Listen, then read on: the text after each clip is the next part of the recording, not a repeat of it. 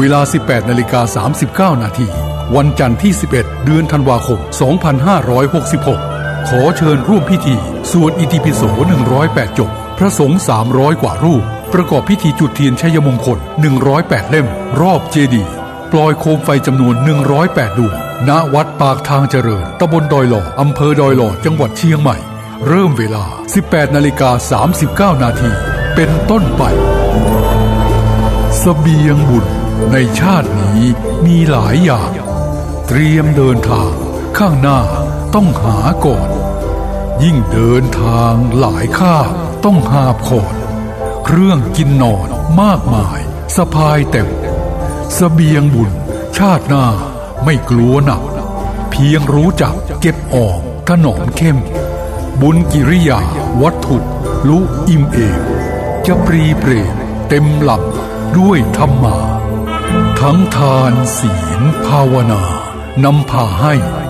สู่แดนไกลสวงสวรรค์สุขหันษาจะล่วงทุกข์ด้วยความเพียรด้วยปัญญาอภิญญาพาพ้นว่ายวนเวียนใครเสบียงบุญมีมากยามอดมอยกุศลช่วยส่งเสริมเพิ่มเสถียรเสบียงน้อยลอยหลั่งดังกำเกวียนดังแสงเทียนดวงน้อยคอยนำทาง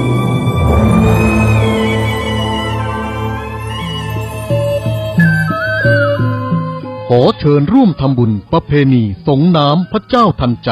และสวดอิติปิโส 108 จบและสืบชะตาประจำปี 2566 ณ วัดปากทางเจริญตำบลดอยหล่ออำเภอดอยหล่อจังหวัดเชียงใหม่ในวันที่ 11 ธันวาคม 2566 พิธีเริ่มตั้งแต่เวลา 9:39 นาทีเป็นต้นไปจึงขอเชิญชวนผู้ใจบุญทุกท่านร่วมงานบุญในครั้งนี้โดยพร้อมเพรียงกัน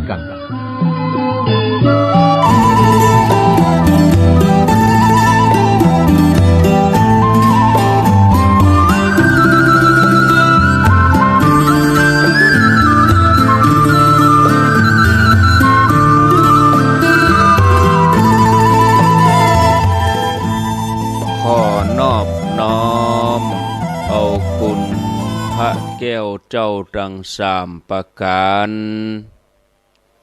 อันมีพระพุทธพระธรรมพระสงฆ์คุณพ่อคุณแม่คุณครูบาอาจารย์คุณศีลธรรมกรรมฐานจงมาปกห่มรักษาครูบาอาจารย์พระเจ้าประสงค์ทุกรูปปกห่มรักษาพ่อออกแม่ออกศรัทธาท่านสาธุชนคนดีผู้สนใจใฝ่ในธรรมทุกท่านขอถวายความเคารพ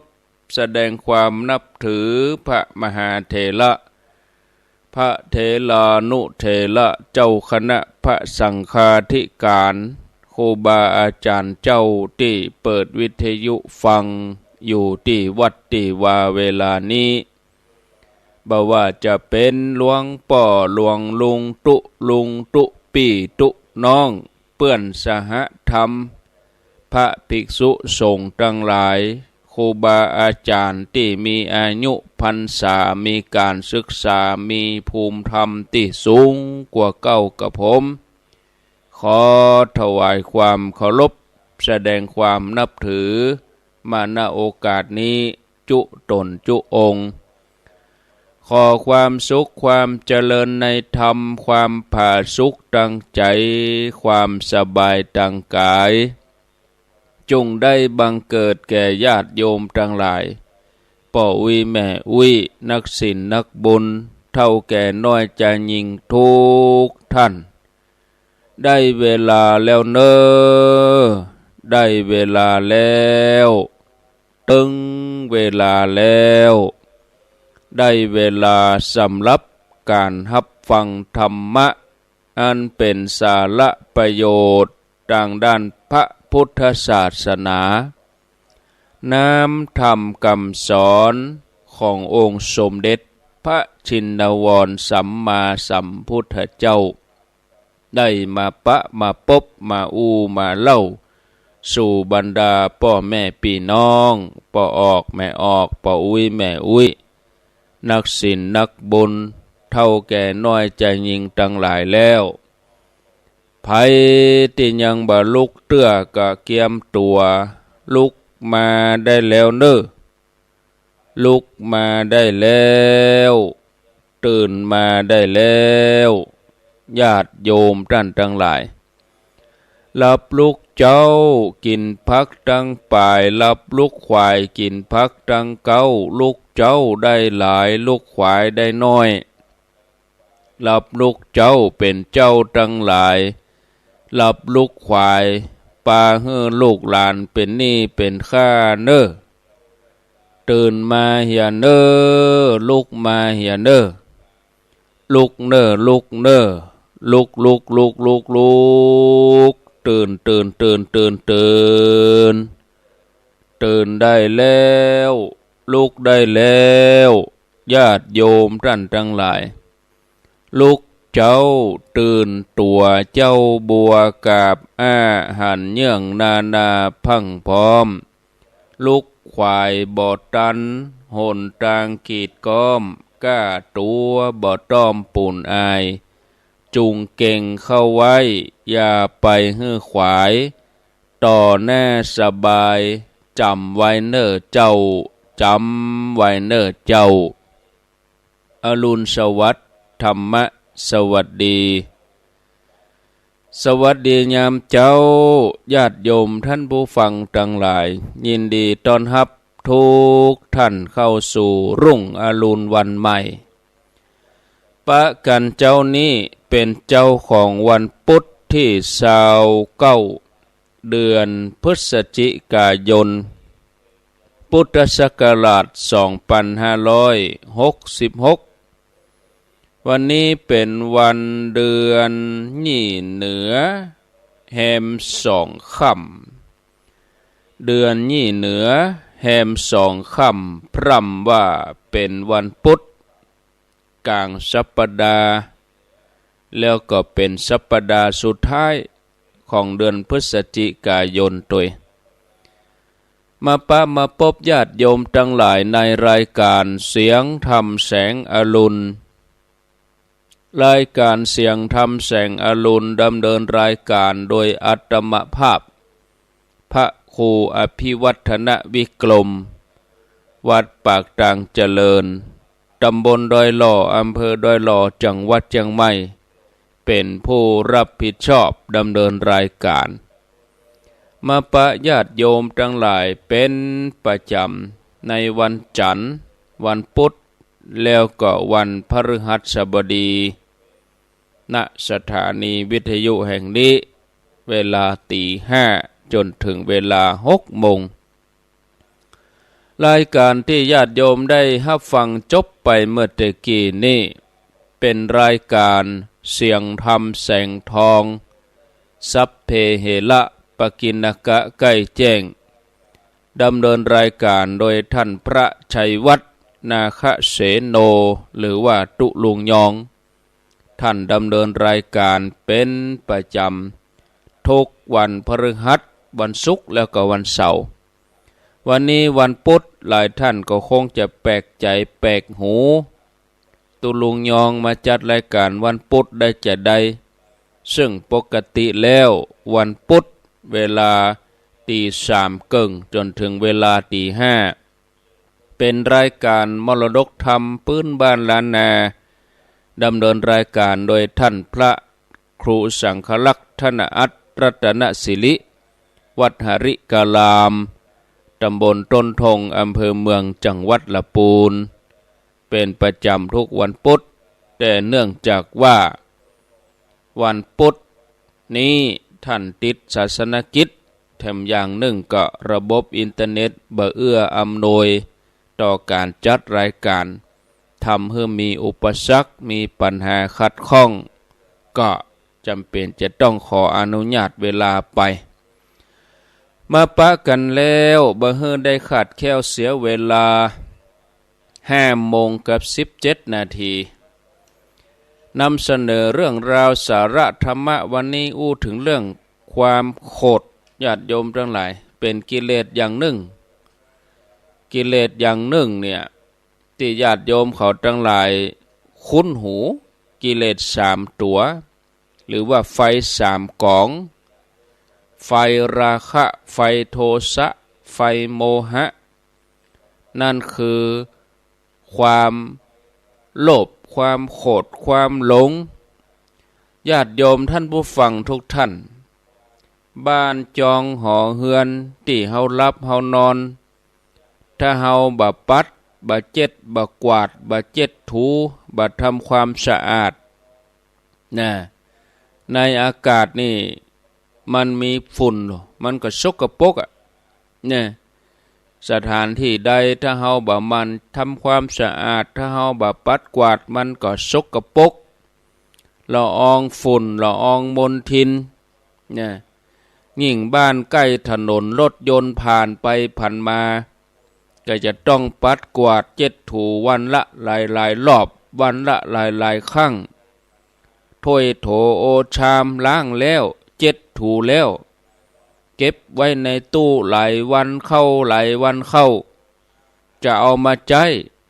จะหันได้ว่ามันก็สกปรกฝุ่นเกาะต้องล้างเหี่ยก่อนถึงก้อยเอามาใช้เครื่องใช้ที่เป็นโลหะต้องระมัดระวังเรื่องขี้เมียงเรื่องสนิมแม้แต่มีดแต่มุยเฮาจะเอามาฝนเอามาลับแล้วเก็บไว้อย่างดีมันก็ยังเป็นสนิมเพราะสนิมมันอยู่ในเนื้อเหล็กนั้นมันมีตังในหันมันก็เป็นสนิมออกมาคนเฮาก็เหมือนกันญาติโยมต้องระวังใจบ่ฮื้อมีสนิมเนี่ยเหมือนดังภาษิตบาลีลองรับไว้เหมือนกันว่าโกโทสัทธมลังโลเกความโกรธเป็นดังสนิมศาสตราในโลกก็มีอธิบายว่าบรรดาศาสตราวุธทุกชนิดอาวุธทุกอย่างเนี่ยมันมีสนิมในตัวเนี่ยต้องเอาใจใส่ดูแลเจ็ดถูตลอดเวลาแต่ใจของคนเฮาก็มีสนิมเหมือนกันสนิมในที่นี้คือความโกรธโกฏะเนี่ยเกิดมาจากความบ่พอใจคนเฮาบ่พอใจอันยังไผด้วยเรื่องอันใดเรื่องนั้นก็ควรจะฮึ่งแล้วกันไปบ่ควรเก็บเอามาเป็นความโกรธมาใส่ไว้ในใจจะทำให้จิตใจหม่นหมองความหม่นหมองนั่นเป็นสนิมในใจคนเฮาเวลามีความสุขมีความสบายเนี่ยนึกถึงเรื่องที่ทำให้โกรธนึกถึงเรื่องคนที่ทำให้เฮาโกรธบางทีมันก็หมดความสุขหมดความสนุกหมดความสบายวิธีทำให้ตัวเก่ามีความสุขมีความสบายโดยที่บ่ต้องลงทุนอันยังนักมากมายเพียงแต่หัดทำเป็นคนลืมหัดลืมเหี่ยพ่องอย่างมันเตอะนะ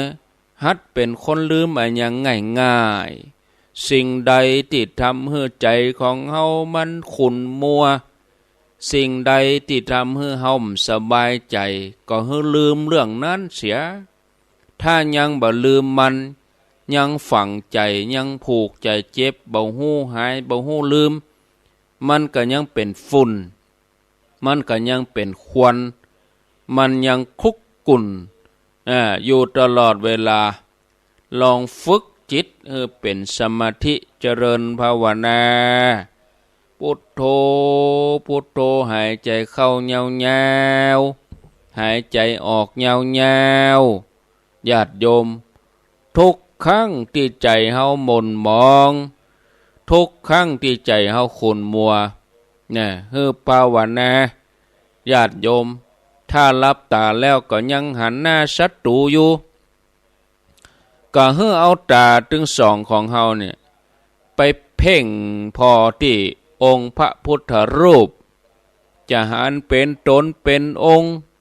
จนจำได้แม่นยำแล้วก็เอาสติมาประคับประคองจิตให้แน่นิ่ง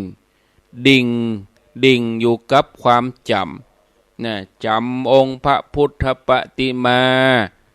องค์พระที่เฮากราบเฮาไหว้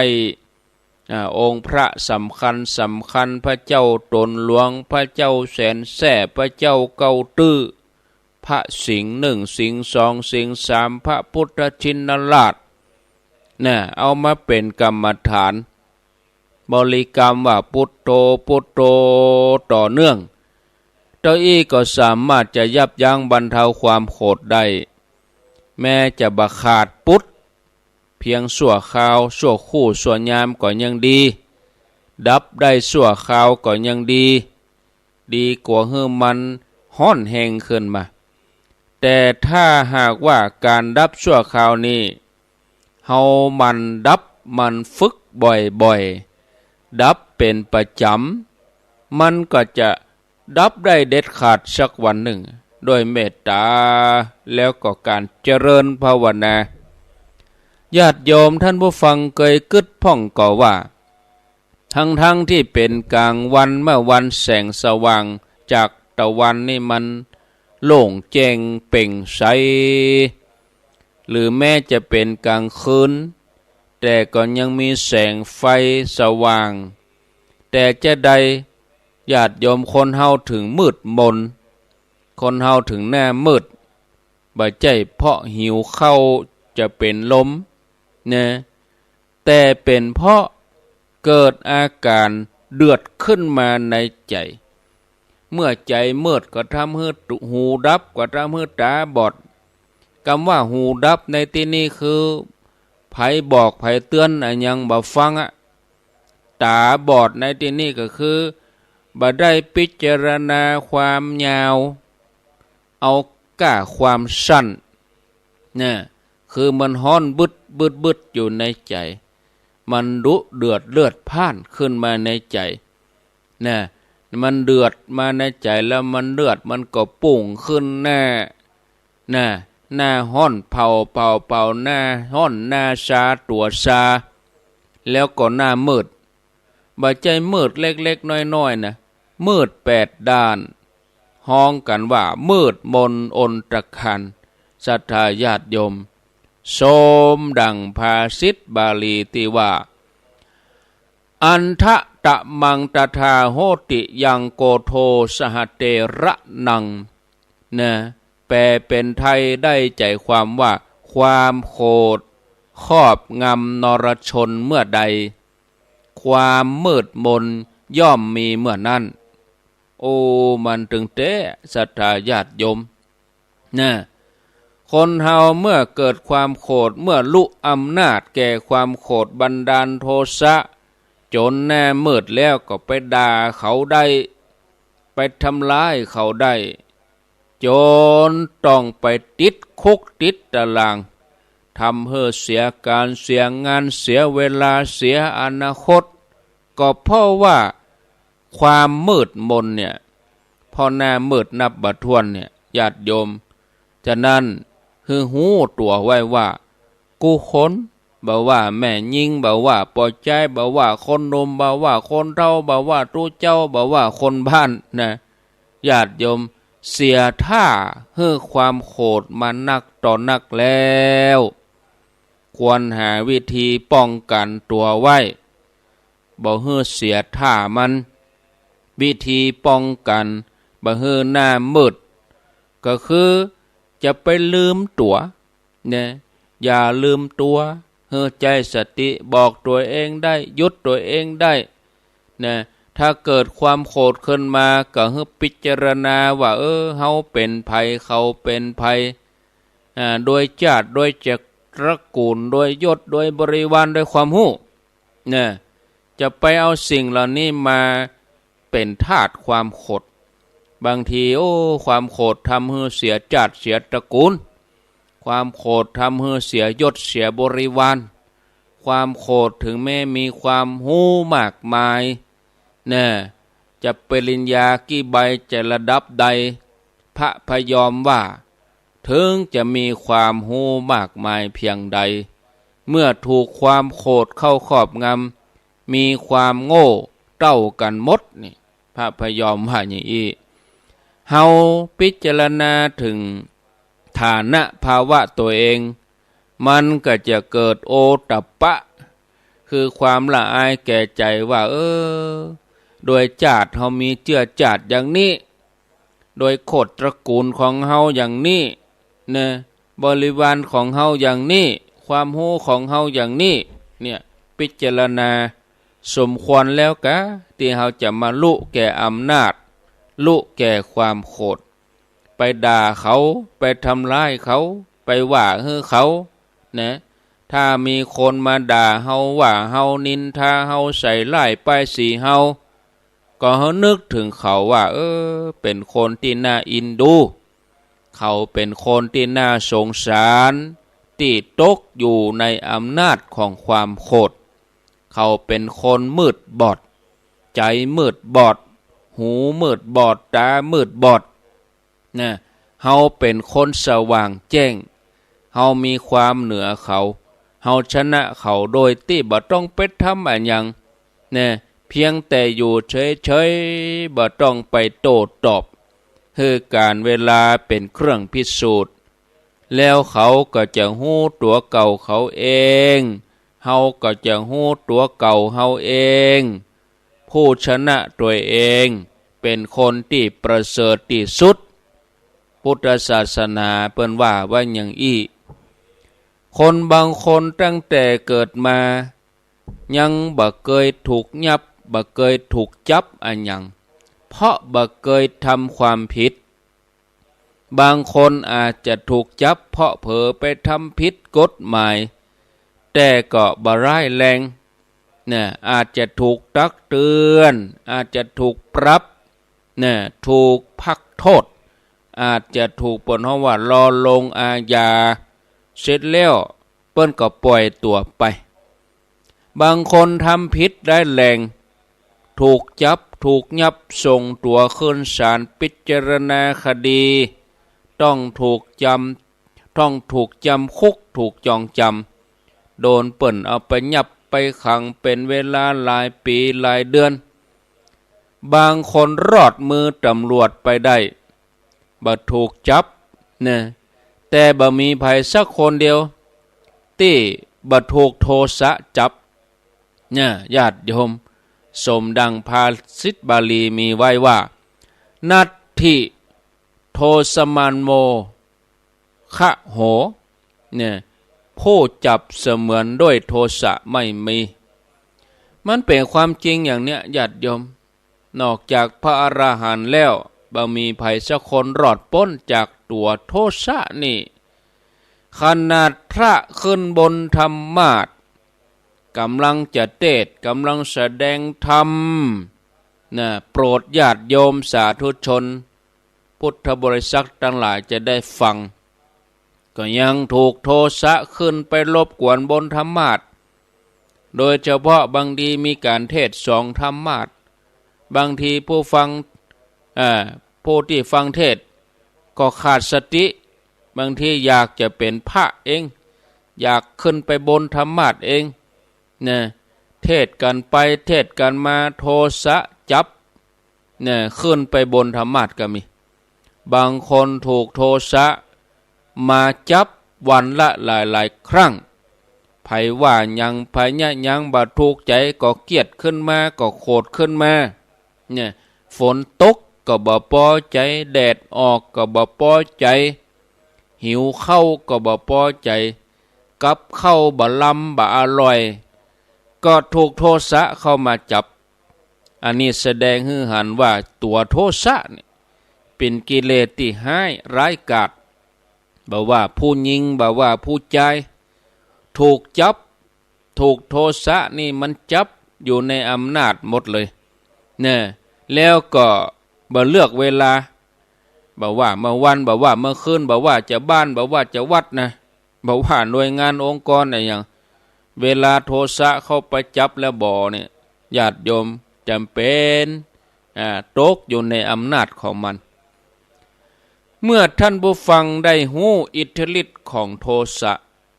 ได้หู้ฤทธิ์หู้เดชของโทสะแล้วเฮายังจะปล่อยให้โทสะเนี่ยมายับมาจับเฮาแถมกะญาติโยมทั้งที่เฮาฮู้ว่ามันเป็นผู้ก่อการร้ายในใจของเฮาจะต้องพยายามจะไปให้มันลุดเข้ามาครอบงำจิตใจของเฮาเนี่ยคู่ปรับของโทสะนั่นคือตัวเมตตาคือเฮามันเจริญเมตตาแผ่เมตตาเจริญเมตตาเนี่ยเพื่อแผ่เมตตาอย่างต่อเนื่องจนโทสะมันมีโอกาสได้ช่องบ่มีโอกาสเข้ามาโผล่เลยข่มมันไว้โกดมันไว้ธรรมะข่มมันเนี่ยสัจจะธรรมะขันติจาคะเนี่ยเฮาก็เอาชนะมันได้โดยเด็ดขาดจะได้กับแผ่เมตตาเจ้าเย็นไหว้พระก่อนนอนสวดมนต์ภาวนาแผ่เมตตาตื่นเจ้าขึ้นมาไหว้พระสวดมนต์แผ่เมตตาฟังธรรมะฟังเทศน์บ่พอใจอันยังไผก็แผ่เมตตาทุกครั้งโจนติดเป็นนิสัยไปเลยถ้าทำอย่างนี้ได้นอกจากเฮาจะบ่ถูกโทสะเข้าไปจับแล้วเฮาก็ยังจะมีอายุยืนนะสุขภาพเฮาก็จะดีหน้าตายิ้มแย้มอ่อนกว่าวัยมีสง่าราศีเป็นผู้ดีเพราะมีใจดีเนี่ยคนที่มีความโคตรนี่อายุสั้นนะญาติโยมสุขภาพก็บ่ดีผิวก็บ่ดีแล้วก็แก่บ้วยบ่มีสง่าราศีบ่มีความเป็นผู้ดีบางทีแต่งหน้าจัดดีจัดงามแต่งชุดจัดดีจัดงามประดับเพชรพลอยประดับย่องทองจัดดีโคตรขึ้นมานี่หมดเลยญาติโยมความเป็นผู้ดีความเป็นสง่าราศีบ่มีแล้ว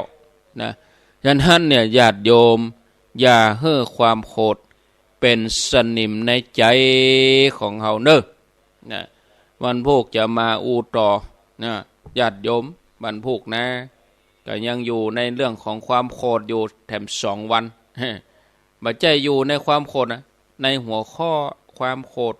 เนี่ยความโคตรนี่มันแล้วเป็นวินาทีไปเลยฝึกให้ลืมง่ายฝึกจ่างมันเตอะให้เป็นฝึกบ่เป็นหยังอีนะญาติโยม2-3อย่างเนี่ยถ้าเฮามันฝึกมันก็จะสะสมในใจของเฮานะให้ลืมง่ายอย่างที่มันบ่ดีเนี่ยให้ลืมไปเนาะพอแล้วจ่างมันเตอะจ่างมันบ่เป็นหยังเนี่ยแล้วก็แผ่เมตตาให้อภัยอันนี้เป็นสิ่งดีที่สุดเนาะเอาไว้เตาอีถ้าบรรยายนักก็ญาติโยมจะเบื่อจะใกล้ธรรมะก็มอกพอให้พอดีต่อไปนี้ขออนุญาตได้อ่านชื่อก่อนเนาะก็เดี๋ยวจะลืมสะสมไว้นี่หลายท่านก็เดี๋ยวก็เป็นดินพอกหางหมูแถมแล้วเนาะอันนี้ก็มีแม่เฉลียวสีบุญปันบ้านห้องนอดดื้ออนุโมทนาได้รับเรียบร้อยแม่เฉลียวสีบุญปันนางสาวประภาพรสุวรรณนี่อยู่สันทรายทำบุญห้องน้ำอนุโมทนาตัวยสาธุเนอแล้วก็มีนางสาวประภาพรสุวรรณบ้านหนองทรายป่าไผ่สันทรายร่วมทำบุญมาอนุโมทนาแม่จันเดินใส่แม่เดินเพ็ญทิมบังพร้อมลูกหลานทำบุญมาก็อนุโมทนาอันนี้แม่เกียงคำสุภามูลทำบุญห้องน้ำ500 บาทต่อไปก็หมายมีป่อกลแม่ยวงคำอินทปานบ้านบวกบงดอยหล่อป่อคำตานแม่น้อยสุขใสพร้อมครอบครัวบ้านปากตรังสามัคคีนายจรัญนางขันคำพิมพ์สารปากตรังสามัคคีป่อสีเทาแม่สายวังใหม่ป่อป่าแม่4,000คำจันทร์พร้อมลูกหลานบ้าน2 แคว100 บาท ทวีแสงจันทร์ใจสิทธิ์ต้าบ่โอกำนันธัญพัฒน์แม่จันดีปาเขื่อนตะนางอะกันพิสาอนุโมทนาเนร่วมทำบุญ590 บาทป้อครูทองอินแม่อำพรพรหมจันใจ100 บาทป้าสีดาคนงาม100 บาทแม่จิรพันธ์โมป้อ100 บาทนายทองคำนางจันแสนปุ๊กอนุโมทนาแม่สุพัญญาณสันควงคำนายทองคำนางจันแสนปุ๊กแม่เตือนตาอินตาสันหินฟ้าลังเปิ้นบ่ได้เขียนของเปิ้นเนาะนางพัฒนันวิจิตรไพศาลร่วมทำบุญอนุโมทนามาหลายกันทำบุญห้องน้ำตัวยปอลายแม่บ่ผินใจวงแก้วปักตังสมัคคี200 บาทแม่น้อยชัยชนะ100 บาทแม่นวลแส่หยีบ้านสามหลัง 1,000 บาทแม่สีนวลโฮตาอนุโมทนาป้อหลวงเย็นกันถนน100 บาทป้อบรรเลงแม่สุพินโฮตาบ้านหนองปึงการนำกับไฟป้อระนองแม่แก้วพาแก้วชายา100 บาทเฮียสิวเจ๊สมบุญอิศกุลวงการนำกับไฟ100 บาทนางสาวทิพย์สุคนชัยมงคลบ้านตุ้งเซล100 บาทอันนี้แถมมัดเดียวอ่านให้แล้วไปเนาะก็มาอ่านกับคำใจแล้วก็ดินพอกหางหมูแม่เรนูเนอะบุญธรรมแม่เรนูนางสาวสศิธรประทุมเมธทำบุญห้องน้ำ100 บาทไปห้วยงูในวันก่อนเปิ้นฝากมานายประสิทธิ์นางเรนูชัยวงศ์บ้านร่องดอนใจ100 บาทอนุโมทนาร่องดอนใจสละปีทำบุญกฐินมาแถมตัวกฐินนี่แล้วไปแล้วนะแต่ว่าอันนี้เป็นควันหลงซองข้างไว้ป้อสีทนแม่อำพรมหานามบ้านสันไซมูลกันนำกับไฟอนุโมทนายายวันนาปะพาพันธ์นายชัยวัฒน์อภิโกมลเด็กชายภูริทัศน์พรหมสุวิชาเด็กหญิงนารดาเด็กชายณภพวันคาวิสันวัคคาวิสันเด็กหญิง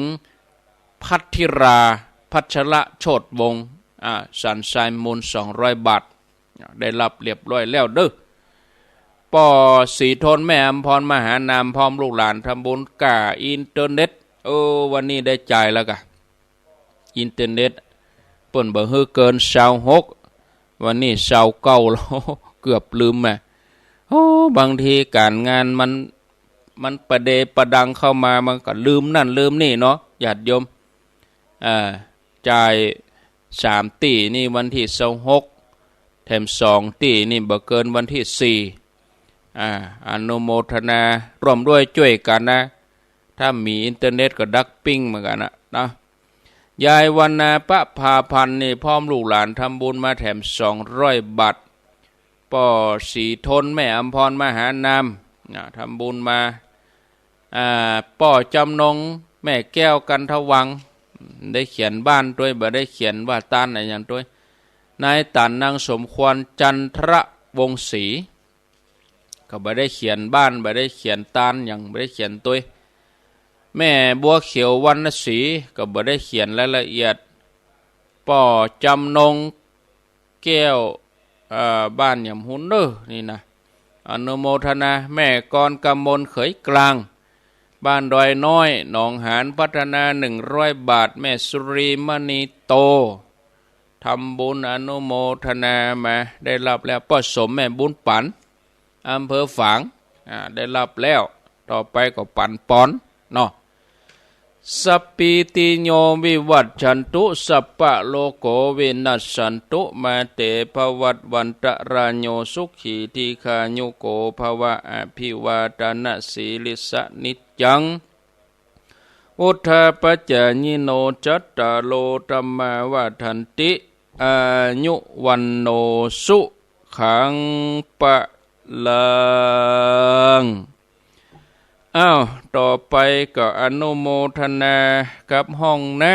ำมีผู้ร่วมบุญมาถ้าตกหล่นนี่ก็ขอฮื้อถ้าตกหล่นนี่ขอฮื้อแจ้งมากำเด้อบางทีอาตมาก็ช่วงก่อนนั้นก็งงกับรายชื่อกับอะไรอย่างถ้าตกหล่นนี่ขออภัยนะขอฮื้อแจ้งมากำโทรก็ได้พิมพ์ก็ได้เนอะ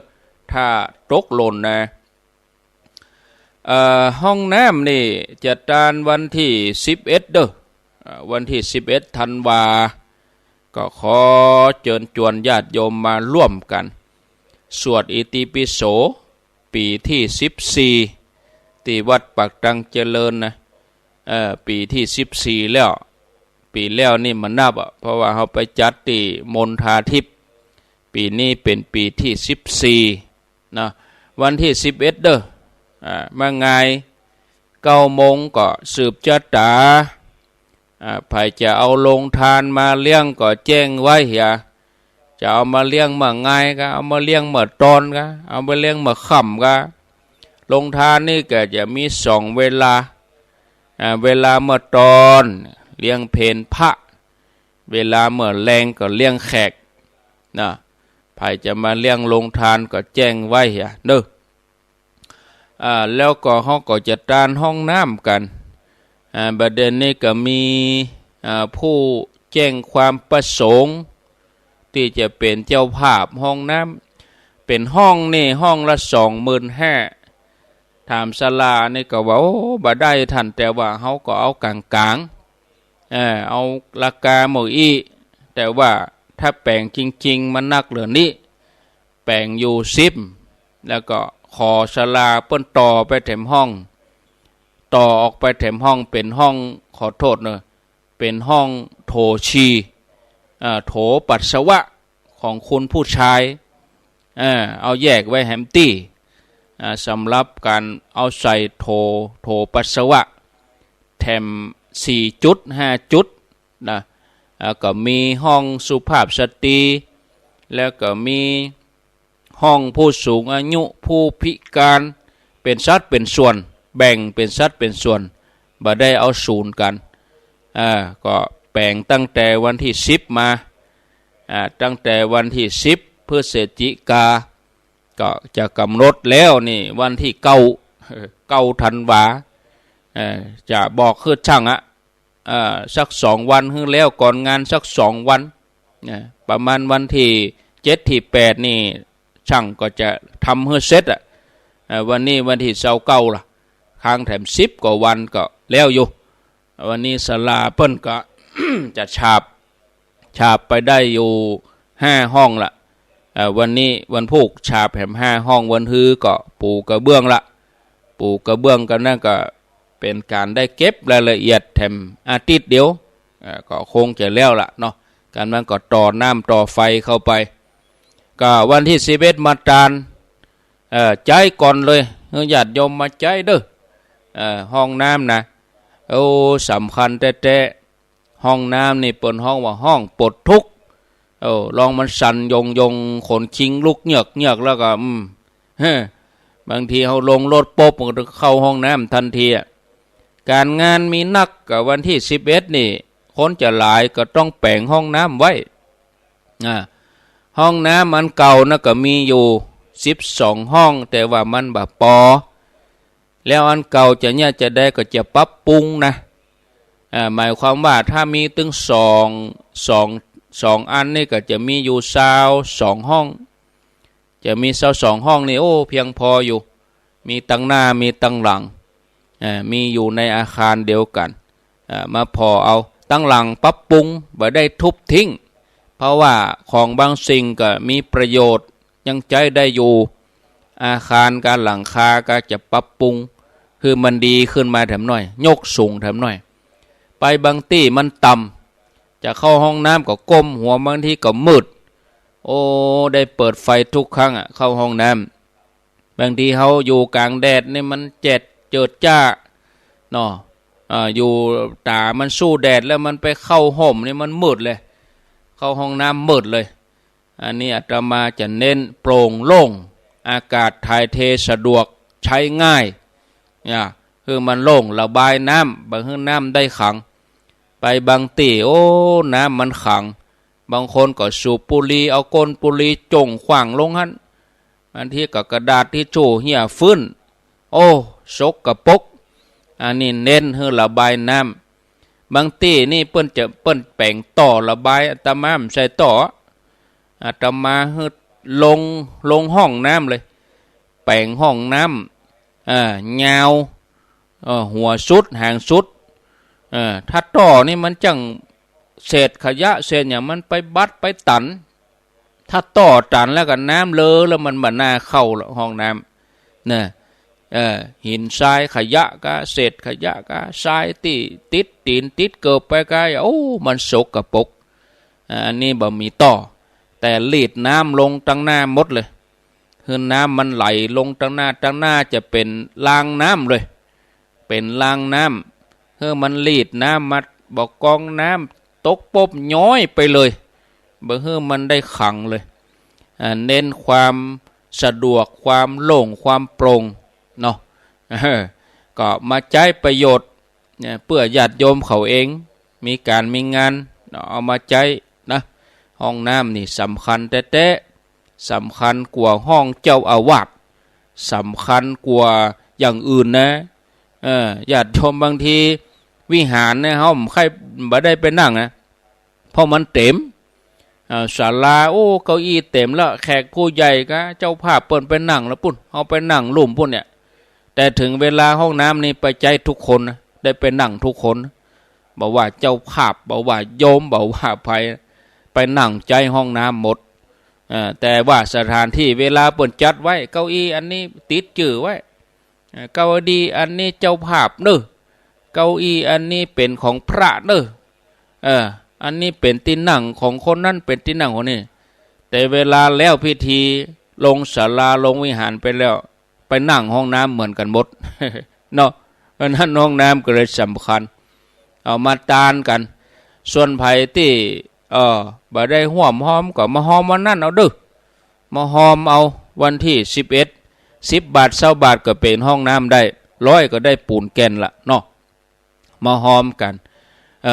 ส่วนอันลักที่เขาเอามาใจทำนี่ก็เป็นเงินกฐินที่ญาติโยมเขาหอมกันที่ญาติโยมเขามาตาน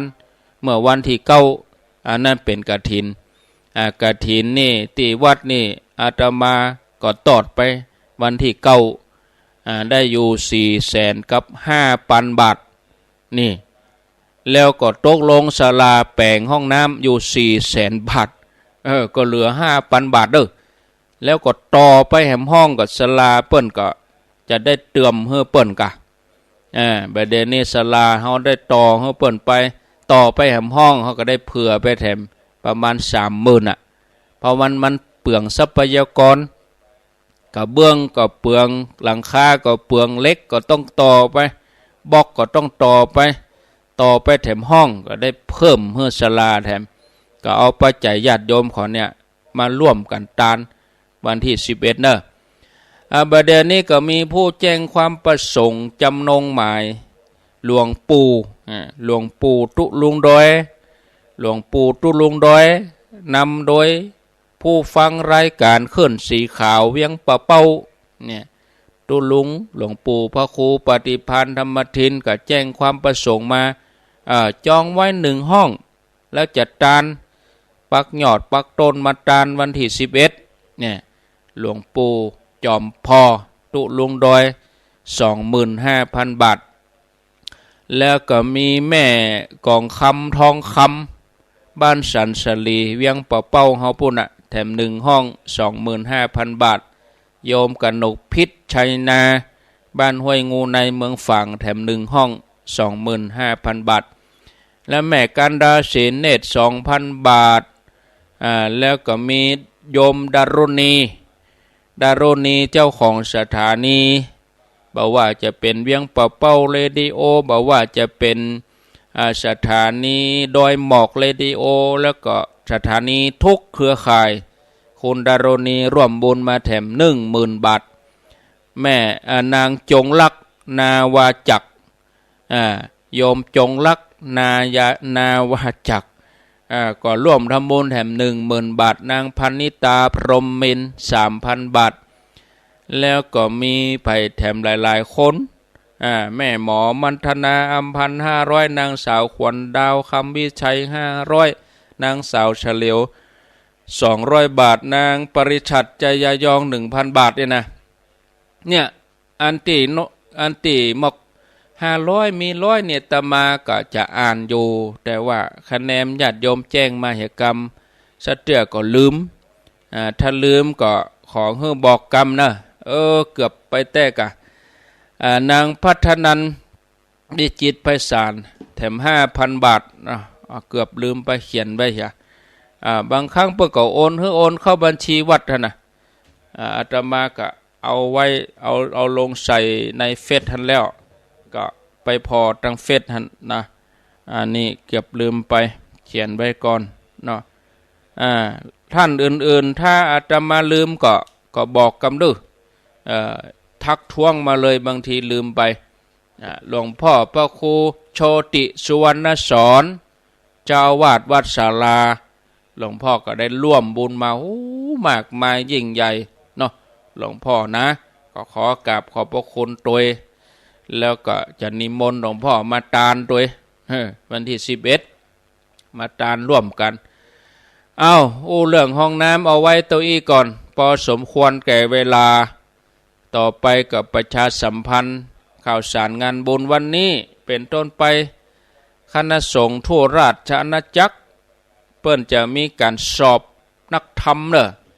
สอบนักธรรมสนามหลวงแต่ละอำเภอเปิ้นจะสอบกันตั้งแต่วันนี้วันที่29เป็นต้นไปจนถึงวันที่2แล้วก็คุณสมพรเกียบไปขอโทษเกียบผิดพลาดไปก็ขออภัยคุณสมพรรัตนังบ้านป่าเมือดแถม 2,500 บาททักท้วงมาได้นะทักท้วงมาได้ก็ถึงจะอ่านบางทีมันก็ลืมไปเนาะต้องขอโทษด้วยเด้อโอนเข้าบัญชีวัดทันเด้ออนุโมทนาบุญนะก็เปิ้นสอบกันเสร็จแล้วก็งานที่จะเกิดขึ้นก็นี่ก็งานอิติปิโสวันที่11ธันวาหลังจากนั้นก็12ถึง22ธันวาก็งานปริวาสม่อนฤาษีญาติโยมบางท่านที่เปิ้นเคยมาเปิ้นก็จะมานอนมาสืบชะตาปากตังเจริญสืบชะตาแล้วก็เปิ้นก็ไปไหว้ไปแอวไปสาไปพระธาตุจอมทองพ่องกาไปวัดหลวงละปูนพ่องกาไปแอววัดพระบาทตากผ้ากาไปแอววัดไกลวัดหิมนี่เสร็จเรียบร้อยก็จะไปผาจ้อก็ได้ไปพิพิธภัณฑ์พิคเนตก็ได้เดี๋ยวรอมีที่แอวเปลอะอยู่เนาะก็ว่าจะไปจอมทองไปได้หลายที่สัก 3-4 โมงก็มาปักตังเจริญพิธีแมลงนี่จะเริ่มเวลา 19 นาฬิกาก็กำลังจะนิมนต์ครูบาอินทรวัดสันปัญญังหลวงเปิ้นมาเทศก็วันนี้ก็คงจะได้รับคำตอบอยู่ครูบาจะได้มากำได้มาก็หลังจากวันนี้ไปก็รอฟังเอาจะนิมนต์ครูบามาเทศเริ่ม1 ทุ่มถึง2 ทุ่ม2 ทุ่มก็สวดอิติปิโสนิมนต์พระที่เปิ้นมาสวดอิติปิโสนี่2 ทุ่มหรือบางอันก็อาตมาจะพอเวลาอาจจะสวดอิติปิโสไปก่อนสวดไปสัก1 ชั่วโมง2 ทุ่มก็ครูบาอินทรเปิ้นจะเทศเนาะอันนี้ญาติโยมทั้งหลายก็มาร่วมมาร่วมบุญร่วมกุศลกันในวันที่11ธันวามาตานห้องน้ำเมื่อไงสืบชะตาเสร็จแล้วก็ตานห้องน้ำตานห้องน้ำแล้วก็เสร็จพิธีสืบชะตาแล้วก็ฉันเพลญาติโยมกินข้าวน้ำข้าวตอนแมลง6 โมงพร้อมพระสงฆ์มาถึงทุ่มเกิงก็เริ่มพิธีศรัทธาญาติโยมท่านสาธุชนทุกคนทุกท่านก็ขอเจริญพรมาร่วมกันร่วมบุญร่วมกุศลกันแล้วก็มาม่อนฤาษีก็12ถึง22ธันวาหลายท่านเปิ้นมานอนเสร็จเรียบร้อยก็ไม่เจ้าวันที่12ก็ไปใส่บาตรม่อนฤาษีเจ้าแรก ไปร่วมกันรับเป็นภัตตาหารพระคุณเจ้าเจ้าแรกนะวันที่12ธันวาก็เป็นวันศีลพอดีนะวันศีลวันการ12ธันวาจนถึง22แล้วก็งานพระราชทานเพลิงศพเนอะหลวงปู่พระครูพิพิธบุญญาภิรัตน์ครูบาอินตาวัดศาลานำแพร่เปิ้นจะเอาสรีร่างหลวงปู่ลงนอนประสาทวันที่20ธันวามีการเทศน์ทุกคืน